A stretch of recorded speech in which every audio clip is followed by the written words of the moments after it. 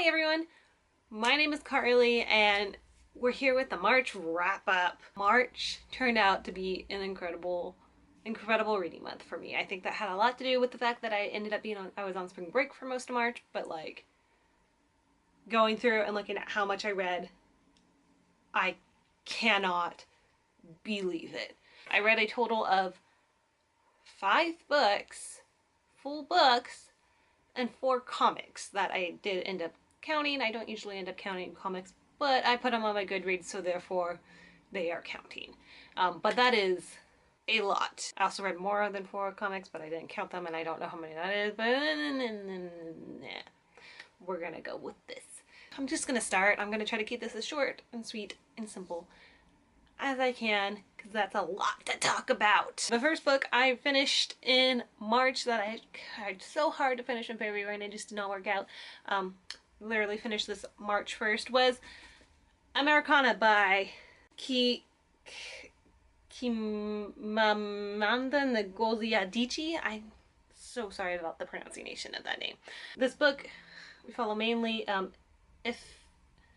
Melu, and throughout kind of her life and her relationship with this other guy named Obanens. And if Melu, she grows up, they both grow up in Nigeria, they meet, they become a couple, and then when they're in college, she ends up getting a visa and being able to go to college in America, and Obanens is not able to do so. And if Melu spends a lot of time, spends many years in America, and this just kind of tells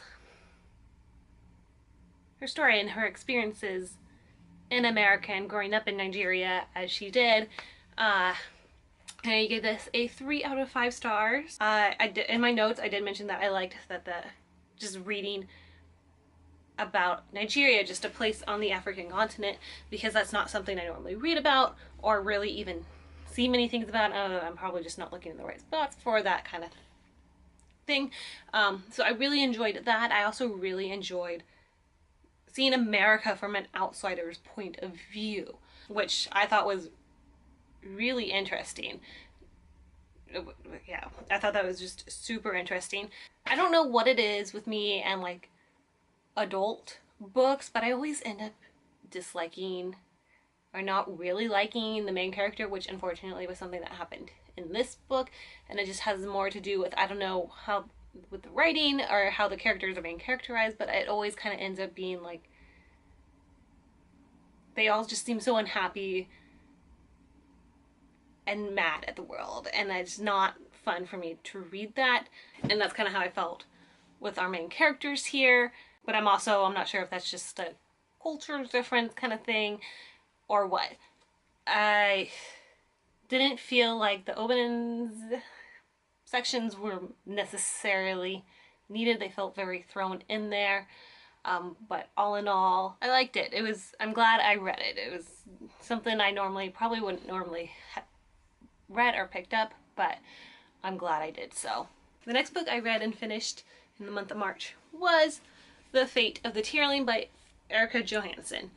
This is the 3rd and final book in the Queen of the Tearling series, so I'm not going to say too much, and that this just follows right after the 2nd book does. As the series as a whole, I really liked the first one, and then it just kind of seemed to go downhill from there for me. And a lot of the issues I had were not actually the same issue with this book, were not actually kind of the same issues that a lot of people had with this book. Maybe it's a bit spoilery, but this book and the 2nd book continuously have this present day and past sort of situation going on, and because of that, present day stuff, which is what I really liked about the first book, just totally goes away, and it just kind of seems like the author just didn't quite know what to do with that stuff, and so they had to add in something else to continue the series and to keep in an actual book rather than like a novella or something. Whenever I finish a book, I'd go on to Goodreads and to mark it all off, and then I might read some reviews. I don't read the reviews beforehand because I don't want to get spoiled about anything, but I will read the reviews afterwards to see what other people thought about it after finishing. And I think I remember reading a review where someone said book suffers from the fact that the flashback past part is more interesting than the present day main plot, which unfortunately I found to be true as well. I also kind of either wanted a book just about the past flashback area, like literally just not a flashback themed, like we get to see, like there's just a whole book series with those characters and whatever is happening then is happening, or I wanted a whole book with just this present day sort of thing. And it felt weird having those two together. The end is definitely not a lot of people's favorites. I can totally see why, but I will admit that I was way more curious about the ending than I was about what had happened in the entire book, which is not necessarily a great way to end a series, unfortunately. And I ended up marking it as a 3 out of 5. It was just nothing super special to me. It's one of those 3s, and it's kind of a little forgetful. The next stuff I read and marked down was the comic book stuff, but I'm going to get to that all together later once I finish talking about the books. So after The Fate of the Tearling, I read, and that would be my last book. I did not think I was going to be able to finish any more books after this. But surprisingly, I did. And as you can see, it is Before the Devil Breaks You by Libba Bray, the 3rd book in the Diviners trilogy. Not trilogy, series, I should say.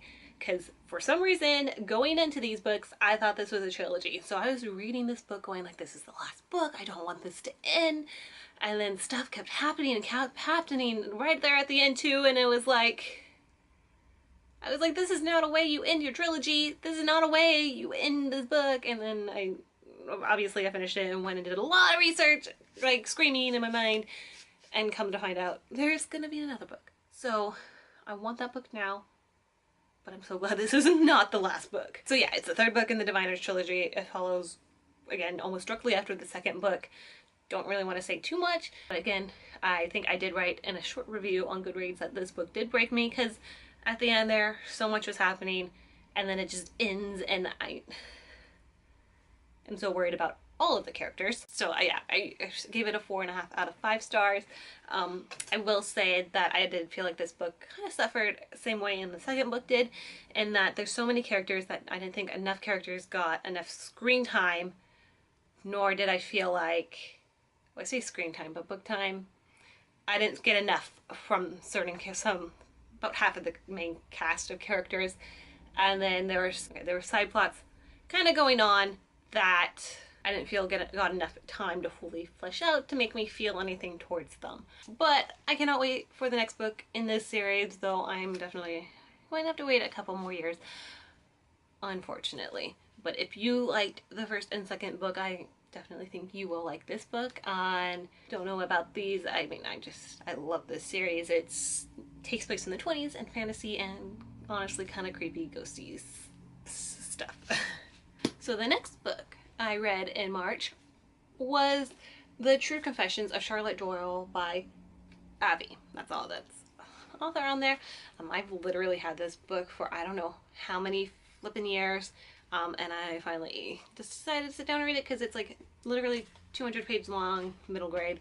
I flew through this book. I gave it a 3 out of 5 stars. This book follows our character Charlotte Doyle. Her family has moved from England to America. It is 1832, and she had been in school, so they decided for her to travel after the family so that she could finish the school year.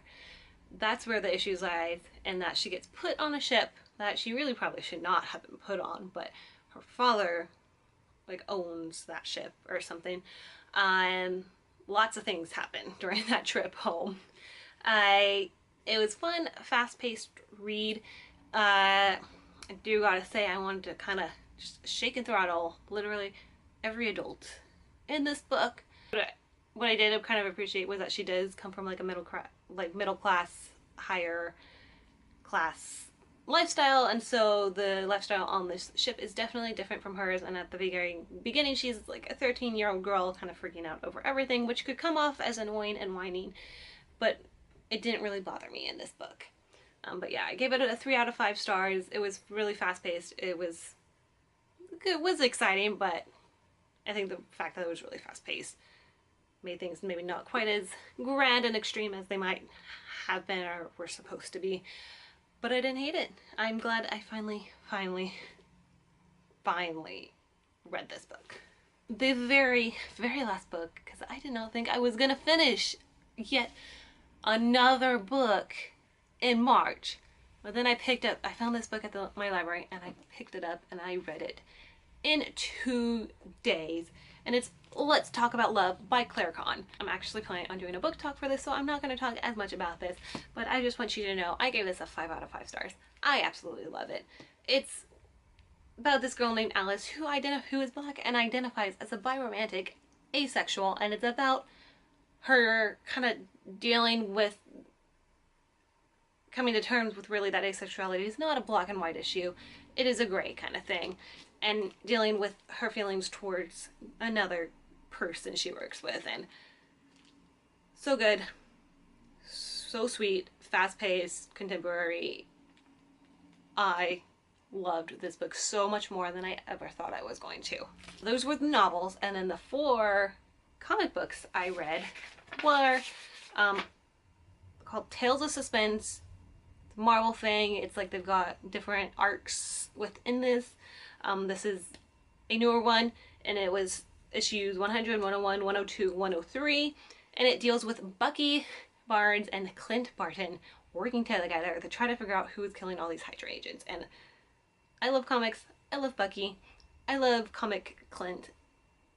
This is literally the best. I gave all of them 5 out of 5 stars, with the exception of 103, which I gave a 4.5 out of 5 stars, just because I wanted more Bucky and Clint interaction. But they are so funny together. Only reason I found it was because I saw stuff from it on Tumblr. But yeah, loved it. I think there's supposed to be one more coming out. I cannot wait to read it. But yeah, that is what I read in the month of March. Thank you guys so much for watching. I hope you guys have a wonderful, wonderful rest of your day, and I hope you guys have had a great reading month in March as well. So thank you again for watching, and bye. No, no, no.